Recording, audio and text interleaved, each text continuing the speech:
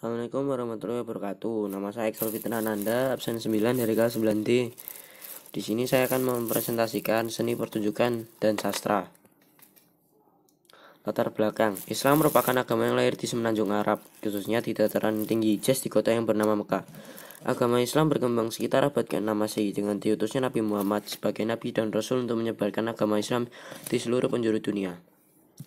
Islam dibawa masuk oleh para pedagang Arab, Gujarat, dan Persia ke Indonesia sekitar abad ke-7 Masehi sampai ke abad ke-15 Masehi melalui jalur perdagangan. Penyebaran agama Islam di Jawa tidak lepas dari peran para wali. Para wali tidak serta-merta mengajarkan ajaran-ajaran pokok Islam, akan tetapi untuk mempermudah masyarakat dalam memahami ajaran agama Islam, disertakanlah ajaran agama Islam dalam tradisi atau kebiasaan masyarakat setempat. Misalnya Sunan Kalijogo yang menggunakan media wayang dan tembang dolanan. Seni pertunjukan wayang. Salah satu media yang dianggap paling berhasil dalam penyebaran agama Islam di Pulau Jawa adalah melalui kesenian wayang kulit. Istilah wayang diambil dari kata pewayang yang berarti bayangan atau bayang yang menjadi tampilan utama dari pertunjukan wayang. Seni pertunjukan wayang kulit merupakan perpaduan kebudayaan Jawa dan unsur keislaman. Bagi orang Jawa, wayang bukan hanya sebagai tontonan tapi juga wejangan karena syarat dan pesan-pesan moral yang menjadi filsafat hidup orang Jawa.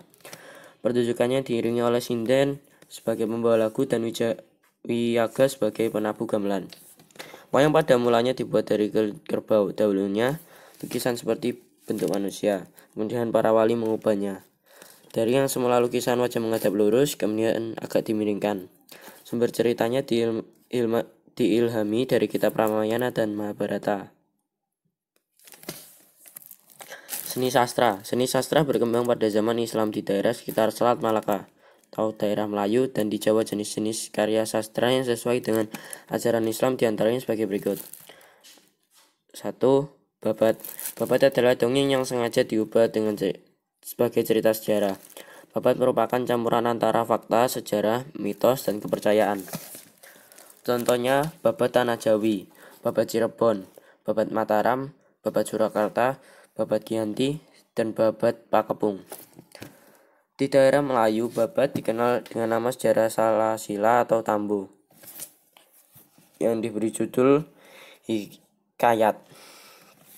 Contohnya Tambo Minangkabau, Hikayat Raja-Raja Pasai, dan Hikayat Sarasilah Perak. 2. Hikayat. Hikayat adalah cerita atau dongeng yang penuh dengan keajaiban dan keanehan. Tidak jarang hikayat berpangkal dari tokoh-tokoh sejarah atau peristiwa yang benar-benar terjadi. Hikayat yang terkenal adalah Hikayat Raja-Raja Pasai, Hikayat 1001 Malam, Hikayat Bayan Budiman, dan lain-lain. Suluk. Suluk adalah kitab-kitab yang menguraikan soal tasawuf. Kitab suluk sangat menarik karena sifatnya panteisme, yaitu menjelaskan tentang bersatunya manusia dengan Tuhan. Pujangga-pujangga dan para wali yang menghasilkan karya-karya sastra jenis suluk adalah berikut. 1. Sunan Bonang, mengembangkan ilmu suluk dalam bentuk puisi yang dibukukan dalam kitab Bonang. 2. Hamzah Fansuri, menghasilkan karya sastra dalam bentuk puisi yang bernafaskan keislaman, misalnya syair perahu dan syair dagang.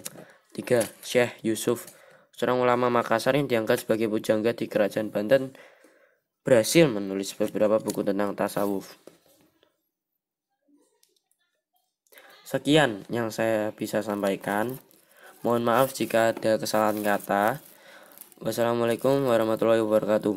Jangan lupa like, komen, dan subscribe.